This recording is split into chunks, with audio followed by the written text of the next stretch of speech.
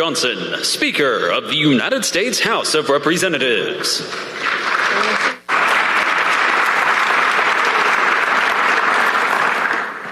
How would you like to follow that? That's not fair.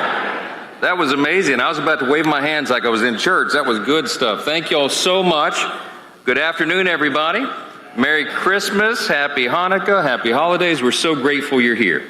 This is the last big event of this year for Congress, and it is a fitting tribute and a good time to be together. Thank you all for being here.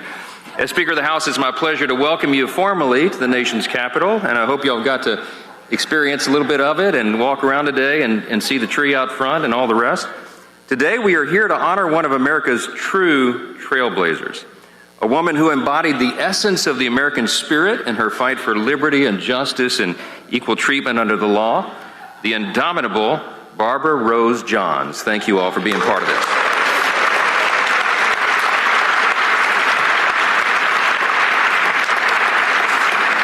I'm pleased to tell you I've had the privilege of doing a number of these statues and ceremonies. This is certainly one of the largest audiences we've had for any statue unveiling since I became Speaker, so thank you.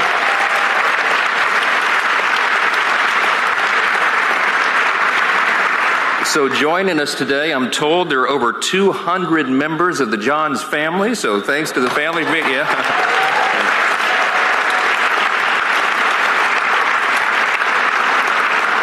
Of course, we are joined by Governor Glenn Youngkin of Virginia, along with 50, yes, Governor. We also have nearly 50 of Virginia's state officials with us, so thank you all for being here today as well.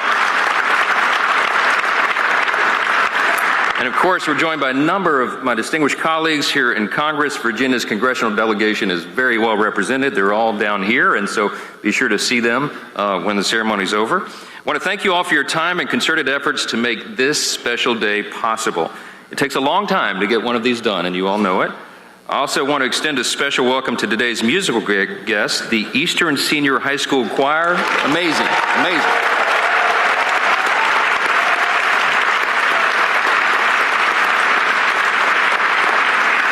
We have a wonderful ceremony planned for you today, so please enjoy and help us celebrate the accomplishments of this true American hero. Thank you.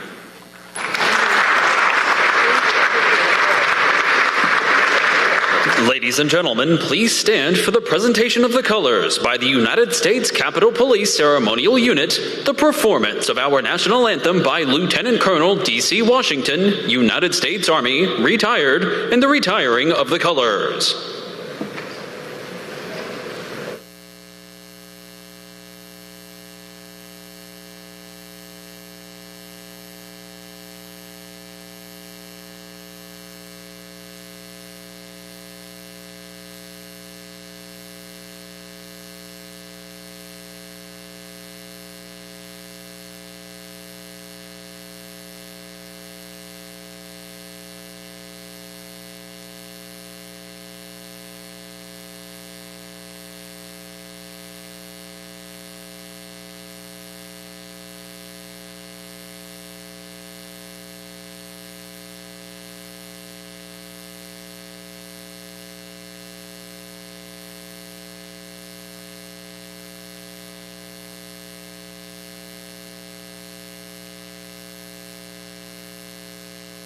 Oh, say, can you see by the dawn's early light what so proudly we hailed at the twilight's last gleaming, whose broad stripes and bright stars through the perilous fight o'er the ramparts we watched were so gallantly streaming, and the rockets' red glare, the bombs bursting in air, gave proof through the night that our flag was still there.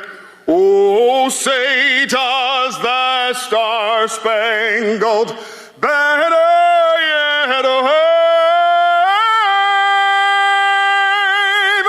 o'er the land of the free and the home of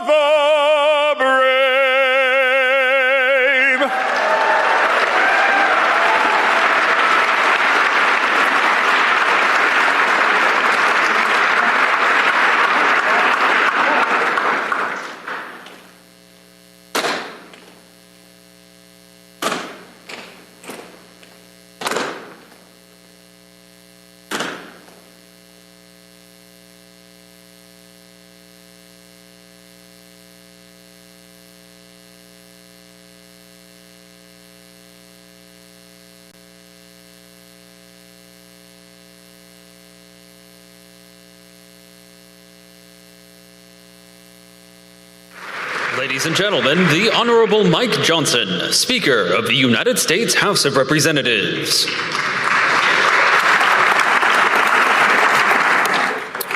Well, here in Congress, the tradition of selecting and installing statues in the United States Capitol dates back to 1864. It was then that states were first entrusted with the responsibility of electing Americans deserving of our national remembrance. Virginia's own George Washington is among them. Samuel Adams of Massachusetts, Mother Joseph of Washington, and so many others. These are just a few of the many heroes that you'll see who line these halls here in the Congress and at the Capitol. They were all remarkable Americans who, at decisive moments in their lives, chose freedom over fortune and principle over personal interest.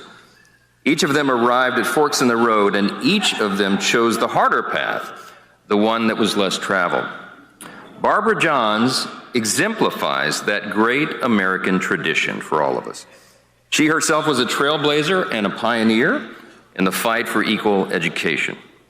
As we've heard here today, it was just at the remarkable age of 16 she conceived of a single simple act of protest that would go on to shape the lives of millions of American students across the nation. Barbara's now famous walkout from her school at Farmville, Virginia, symbolizes something profoundly American, and that's the power of the individual. In Barbara, a farmer's daughter from humble means, we see an ordinary citizen who challenged the injustices of her day and whose actions bring this nation a little closer to our founding ideals. She reminds us of a timeless truth. It is ultimately individuals and not governments that direct the course of history. Abraham Lincoln once reminded us that while most governments have been, quote, based practically on the denial of equal rights of men, America, uniquely and exceptionally, began by affirming those rights, unquote. Barbara's story is an important chapter in this long American tradition of bold men and women who have fought for liberty and justice and equal treatment under the law. And her enduring example is a call to each of us here on the eve of the 250th anniversary of our great and extraordinary nation, to take up our founders' work and reaffirming those sacred rights and the bold declaration that all men are created equal. So it is today very fitting for us that Barbara's story and statue find official representation in this hallowed ground of representative government here in the People's House on behalf of the people of Virginia. This statue, which we'll soon unveil in just a moment here, will stand proudly in the crypt of the United States Capitol, which is just below the rotunda, truly hallowed ground, and a distinction that is reserved only for America's original 13 colonies. I want to thank everybody who made this special day possible. Statue selections are always a massive undertaking, and they don't happen without a great deal of individual effort, and a lot was extended and expended here. So for the moment that you've all been waiting for, I'm going to ask Governor Youngkin and Leader Jeffries, members of the Virginia delegation, Barbara's children and grandchildren, at least a sampling of them, okay, right? And the remaining program participants, if you'll join us here for the unveiling of the statue.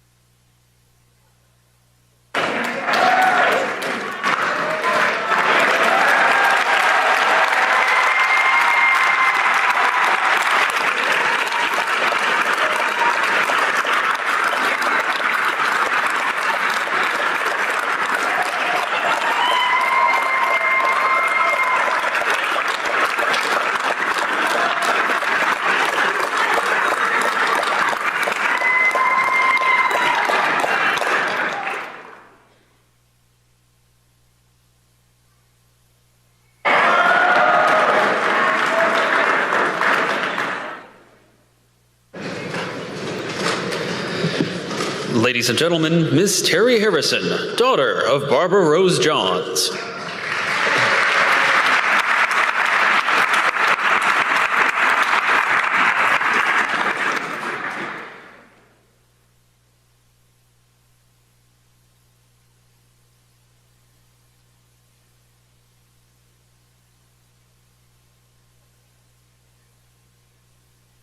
We knew her as Barbara Powell, minister's wife, mother, librarian.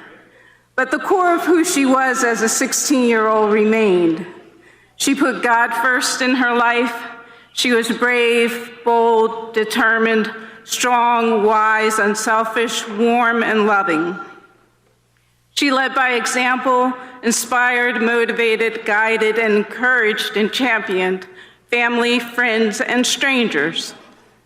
We are truly grateful that this magnificent monument to her story, the sacrifices that her family and her community made, may continue to inspire and teach others that no matter what, you too can reach for the moon. We'd like to thank our Aunt Joan for her tireless work to get our mother's story known, our Uncle Claude Cobbs, who was our mother's classmate, our Uncle Ernest and Aunt Barbara, Uncle Roderick, happy birthday, Uncle Robert and Aunt Hazel Johns for all they have done over the years. Barbara's remaining descendants are my sisters Kelly Powell and Dawn Collins, her son-in-laws Dr. Andrew Harrison and Mr. Justin Collins, her grandchildren Andrew Harrison Jr., Alexis and Daniel Lyman, Jared Morgan, Avery, and Jacob Collins. Thank you to everyone who made this all possible. Much appreciation and love to you all. Thank you.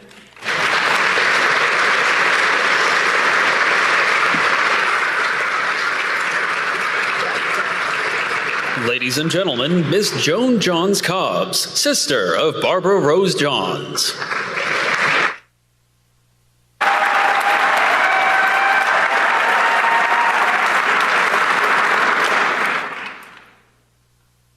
Good afternoon, everyone. Words can hardly express the excitement and exhilaration that I'm feeling on this momentous occasion in honor of my dear sister, Barbara Rose Johns Powell. Today also happens to be the 81st birthday of our brother, Roderick Chandler Johns, a Vietnam veteran.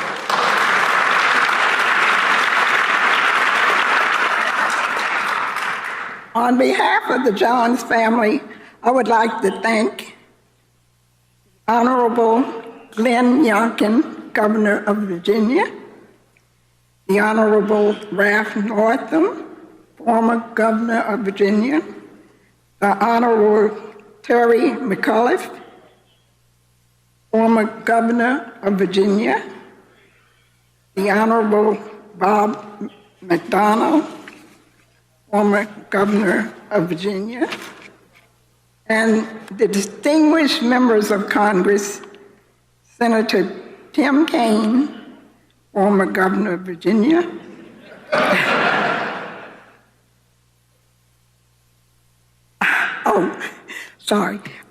Senator Tom Garrett Jr., who in 2018 introduced a bill before Congress to name the U.S. Post Office in Farmville, Virginia, after Barbara Rose Johns.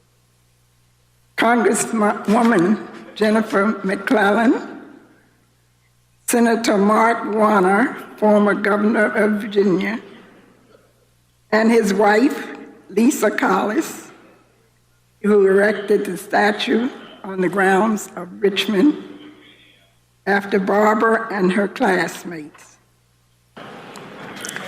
I would also like to thank W. Taylor Reevely, president of Longwood University in Farmville, Virginia, who named a dormitory after Barbara, Johns Hall, Dr. Larissa Smith, provost of Longwood University and history professor, Cameron Patterson, vice president of student affairs, Longwood University, and former director of the Moton Museum.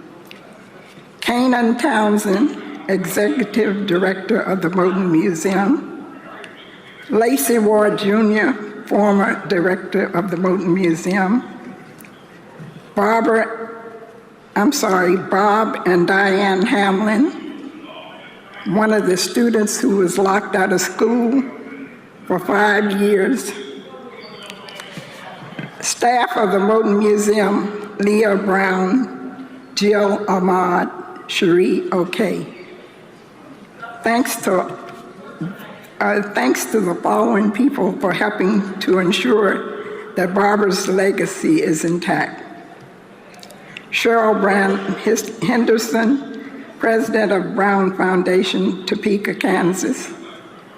Bo Dickerson, Supervising Teacher, Rockingham County, Virginia, Public Schools. Owen Longacre, Teacher, Harrisonburg Public Schools. Susan Swecker, former Chairman of the Democratic Party. Richard Wormser, Professor, Fordham University. Leslie Dan, Producer, C&G Partners, New York. Maya Kopman, Partner, C&G Partners, New York.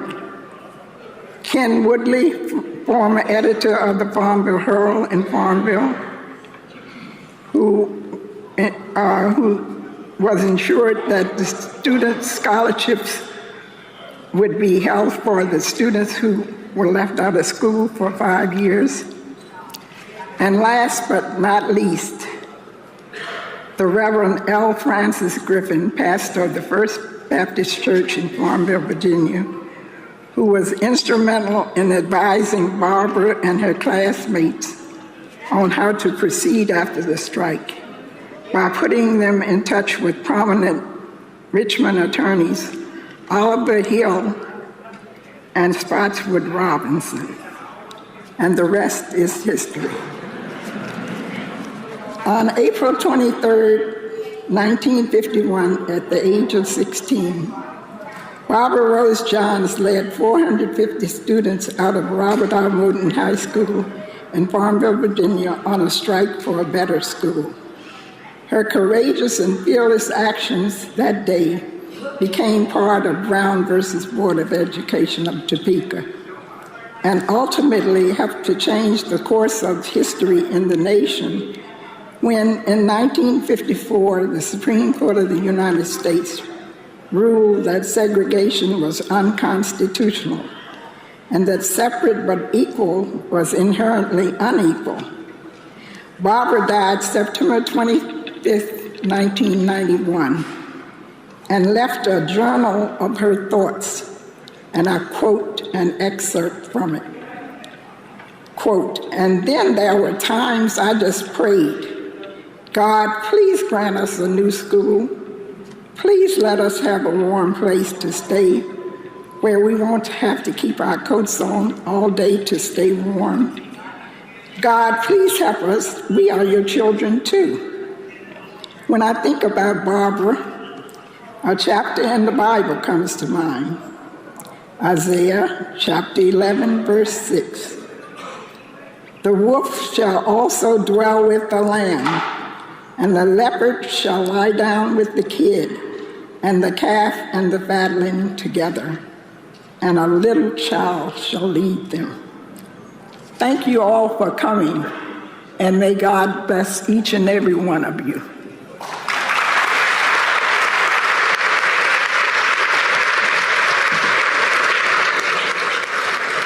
Ladies and gentlemen, Mr. Robert Johns, brother of Barbara Rose Johns.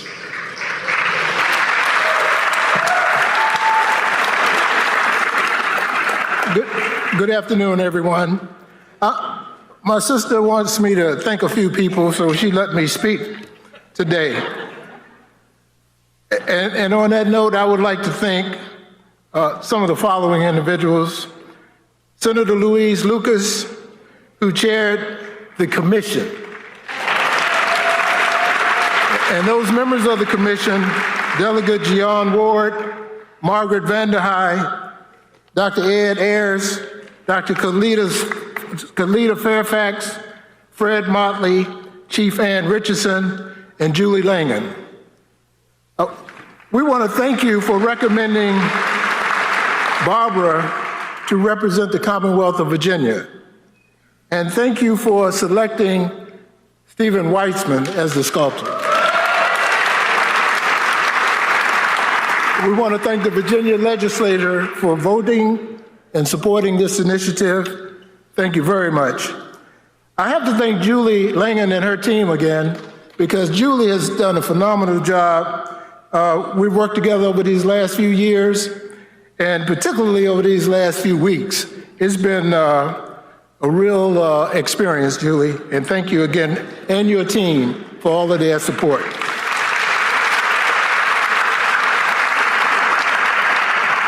I need to thank my nieces again, Terry, Kelly, and Dawn, for the confidence that you had in us. I know it was difficult, but we would not be here today if it weren't for you three.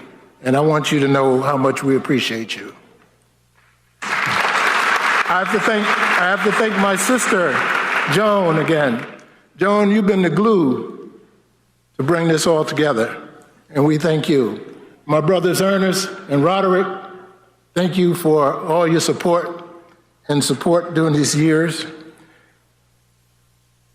My friend and attorney, Derek Humphreys, sitting over there. Derek, raise your hand. Derek, if it wasn't for you, if it wasn't for your guidance, your diplomacy, and your commitment, we would not be here today, and we really appreciate you. For 20 years, over 20 years ago, we started this with you. I have to thank Dr. Janice Underwood, who worked for Governor Northam, because I watched her grow up with my daughter, Sean, and I need to thank her for her support and counsel during that time period. We want to thank my cousin, Sidney Trent, for taking time. Sidney worked for the Washington Post for a number of years, taking time out of your busy schedule to go to these numerous meetings we had, going back and forth to Richmond, to the Foundry in Chester, Pennsylvania, as well as to Stephen Weitzman's studio. So Sidney, thank you for that. And last but not least, Stephen Weitzman, I did have a couple of extra words, but they won't allow me to use those. I do want to say this, that you are a man of your word. You are a good man, and you said to us, you made a promise, that we would make this journey to finish Barbara's statue together, and we did. And I want to thank you for that. Amen. I have one last comment, and this date has a special meaning to me and my siblings.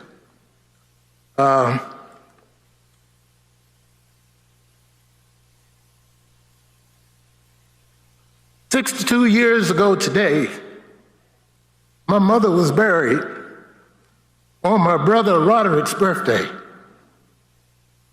Needless to say, it was not a very good birthday celebration.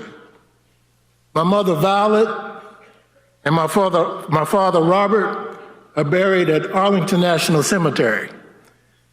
The cemetery dictates the date and the time that you were buried.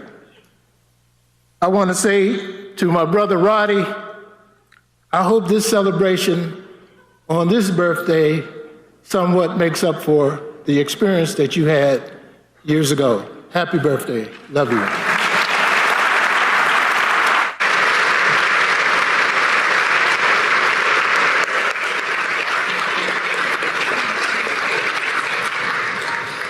Ladies and gentlemen, the Eastern Senior High School Choir of the District of Columbia, directed by Tedrick Bonds, Master of Education, performing Ain't Gonna Let Nobody Turn Me Around.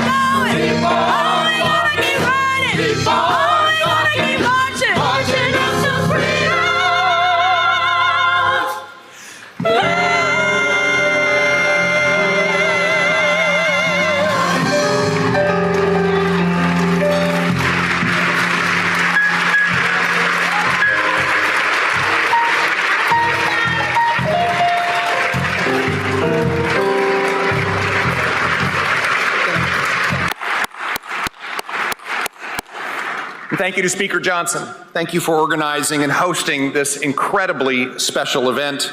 I also want to extend my appreciation to Julie Langdon.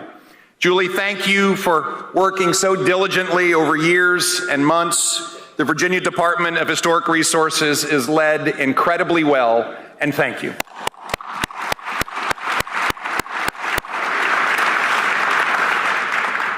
And I want to thank everyone else who is here. I particularly want to thank the Johns family. We've heard over and over again about this family. And family means everything. I especially want to thank Joan Johns Cobbs. Joan, you've been a great friend ever since I started this journey. And thank you. I want to thank the Virginia delegation, all of you. You have shown up in force because that's what Virginia does. And so thank you all for being here. I also want to thank the students from Hodges Manor Elementary School in Portsmouth and Bethel High School in Hampton.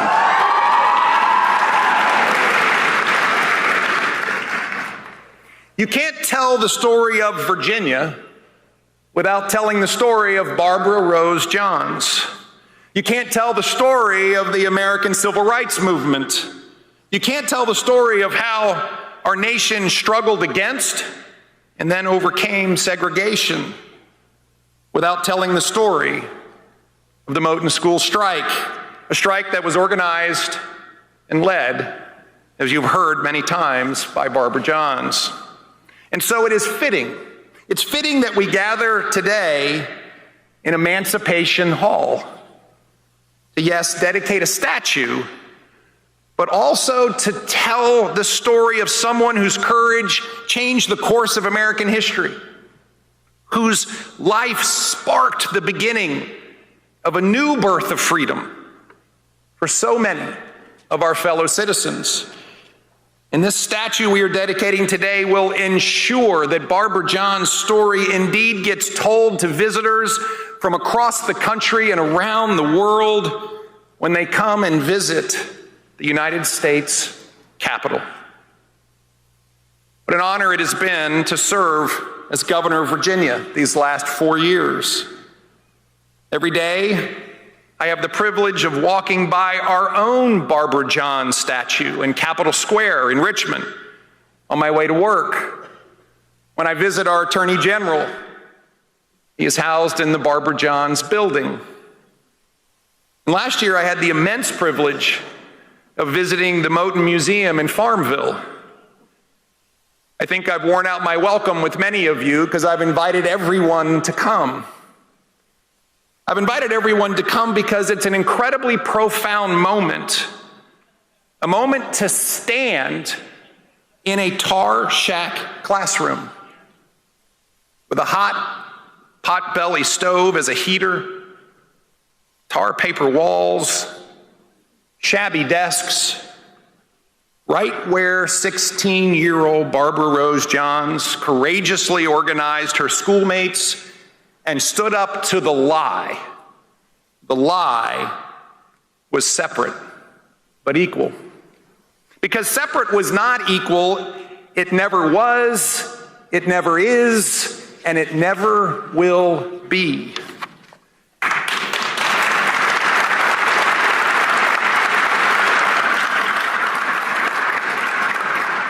Can you imagine the courage that it took?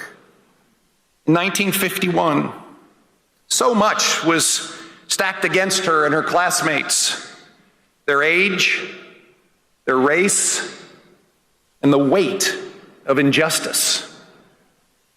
And yet, as Barbara Johns herself said at the time, there wasn't any fear. I just thought, this is your moment. Seize it. And so, free of fear and seizing the moment, Barbara Johns and 450 of her classmates organized a peaceful walkout and were catalysts in the fight for equality. But it was because of this collective courage, and I firmly believe in Almighty God's grace, A challenge would be issued to those whose conscience had become hardened and dulled. A challenge issued and ultimately answered, because as you've heard today, but so few really are aware of, the landmark Brown versus Board of Education ruling wasn't just one case, it was actually 5 different cases that were combined into one. And at the center of those was Davis versus County School Board of Prince Edward County. And at the center of that was Barbara Johns. Throughout this Capitol and the crypt where her statue will stand are men and women remembered in bronze and in marble who, when we see them, we are reminded of their courage, their achievement, the importance of that life. And the lessons from the lives and legacies of American heroes like Barbara Johns are never confined to the past. They continue to inspire us every moment of the present day, and it is critically important that we bring them forward into the future.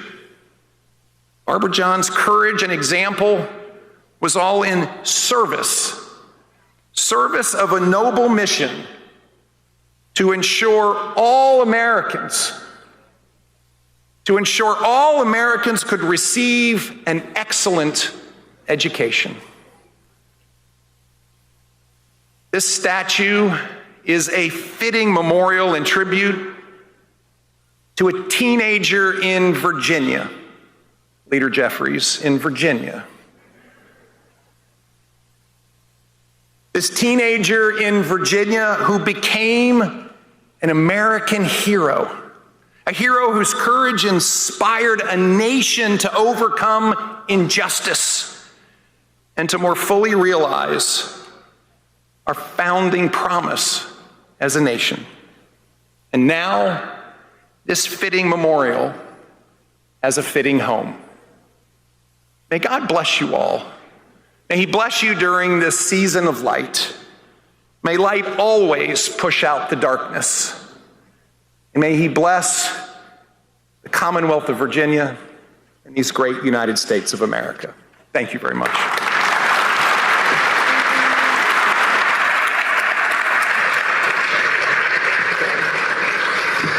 Ladies and gentlemen, the Honorable Robert C. Bobby Scott, United States Representative from the 3rd District of Virginia. Thank you, Governor Youngkin, Governor-elect Spanberger, Governor Northam, the Johns family, Linda Johnson Robb, who's with us today,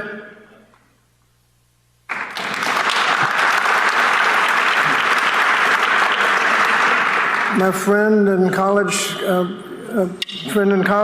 Skip Griffin, ladies and gentlemen. As the Dean of the Virginia delegation, it is great to be with all of you as we celebrate this great day for the Commonwealth, as well as a great day for the nation, as we honor the life of Barbara Rose Johns. It's been said that as a 16-year-old, she led a walkout of students at the Moton High School in Farmville, Virginia, because she refused to accept inequality of segregated public schools. And her determination led her to contact Oliver Hill and Spotswood Robinson with the NAACP, which led to the lawsuit, Davis versus County School Board of Prince Edward County, Virginia, which, as we just heard, ultimately became part of the landmark case of Brown v. Board of Education, where the Supreme Court famously said that in these days it is doubtful that any child may reasonably be expected to succeed in life if denied the opportunity of an education. Such an opportunity, where the state has undertaken to provide it, is a right which must be made available to all on equal terms, and overrule the precedent of separate but equal, saying that separate but equal facilities are inherently unequal. Today, many of us are following Barbara's footsteps as we work to ensure that America is living up to the promise of Brown v. Board of Education, fighting against segregation, fighting for diversity, as we ensure that every child has equitable access to a high-quality education. But as we all know, our nation has a complicated history. And Virginia did not immediately accept the ruling in Brown. Instead, noticed the language in Brown, quote, where the state has undertaken to provide it, and actually closed the schools in Prince Edward County to avoid integration by what they called massive resistance.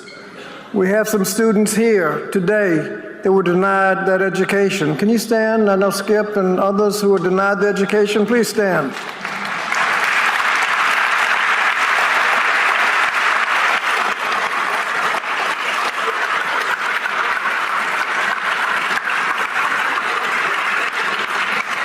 And the General Assembly adopted that massive resistance, and we have members of the General Assembly who are here. We have a different General Assembly. Can the members of the General Assembly that are here with us today please stand?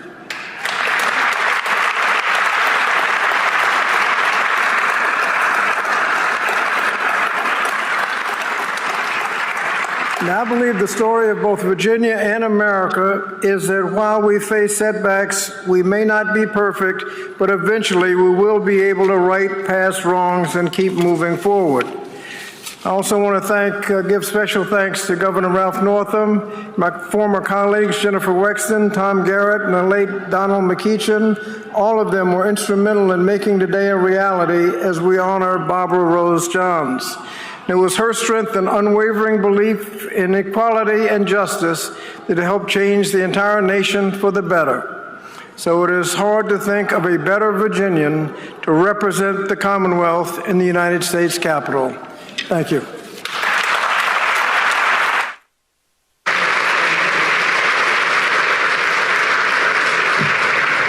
Ladies and gentlemen, the Honorable Mark R. Warner, United States Senator from Virginia.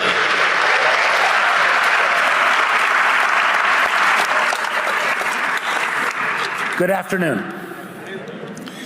Well, I am so honored to be here with so many fellow Virginians and this enormous group of John's family. You know, for me, this feels like it's full circle. I just gotten elected governor. And for those of you non-Virginians, as Jim knows and Glenn knows, you know, the governor's mansion sits right on Capitol Square. So your front yard is Capitol Square. And my youngest daughter at that point was in second grade. And she and my wife, Lisa, were walking around Capitol Square. And at that point in time, 2002, we're not talking about forever ago, 2002, there were a lot of statues on Capitol Square. Every one of them of a dead white man. And most of them a dead Confederate white man. So my daughter, who had just gotten, you know, a civil rights lesson at school, says, you know, where's Rosa Parks? Lisa, being smart enough, said, well, Rosa Parks not from Virginia. But she came back and we started talking about it. And I had the honor, because of people like Louise Lucas and dearly departed Henry Marsh and Carl Eggleston, to have been a supporter of the restoration of the Moton Museum. So I've learned the story of Barbara Johns, how at 16, I think the family shared with me at times, against the advice of most of her elders, against the advice of some of the clergy, she'd said, I'm not going to stay in this second-class school. And as one of our other former governors said, Doug Wilder, you know, if the thing is right, the time is right. So Barbara Johns led that walkout that led into the case that we've talked about. Matter of fact, if the Supreme Court had not chosen Kansas as the place, the Brown decision might have been known as the Davis decision. But as Bobby just indicated, so much of our history is sometimes a step forward and then a step backwards.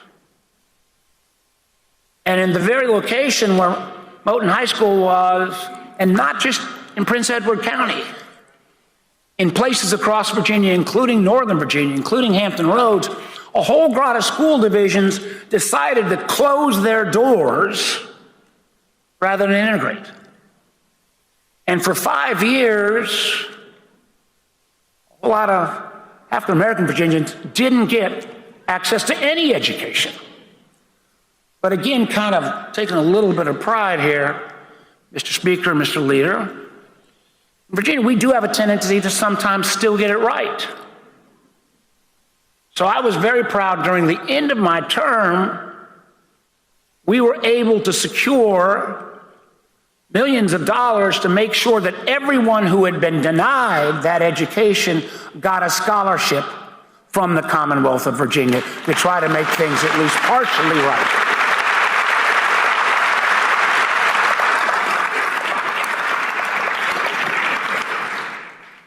I will remind some of the legislators who are here, the first time y'all turned me down, and I got a private donation and then guilted you into it on the second time. But I want to also echo what has already been working with Tim Kaine and Ralph Northam and so many people here to create the commission, and again to Louise and John and others, to pick who should represent Virginians here in Statuary Hall. And as the Governor Youngkin has said, I can't think of a more fitting Virginia hero, but also a more fitting American hero than Barbara Rose Johns. It's been a long journey. Congratulations to the Johns family and all who've been part of it.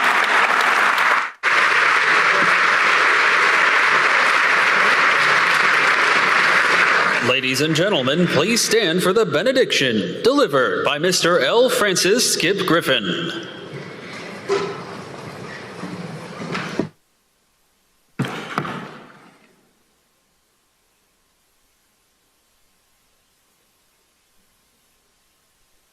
I would be remiss if I didn't say I'm here because my father has passed on, and Joan and the students were so moved by my father's leadership and his commitment to God and his community that they wanted to get a small imitation copy of the real thing. But my father taught all of us to pray.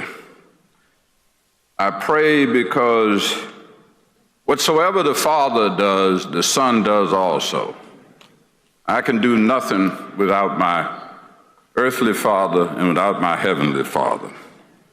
So let us join hands with our neighbors, and I want to pray to you in the words of the preachers of that generation.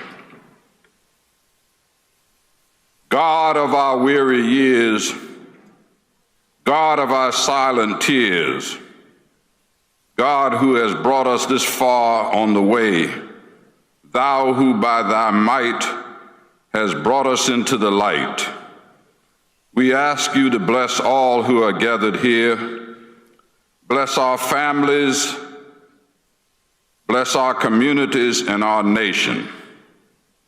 Teach us all to love our neighbors as your Son loved us. And as we depart this place, we ask you, O God, to grant us your peace. Keep us safe in our travels and in our homes. May this monument inspire all who pass before it to pursue a life of building community in a world that cherishes freedom, justice, and caring for one another.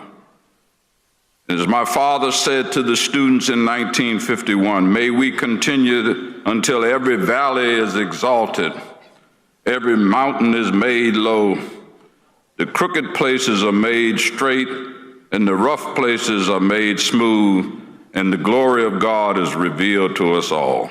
Amen. Amen.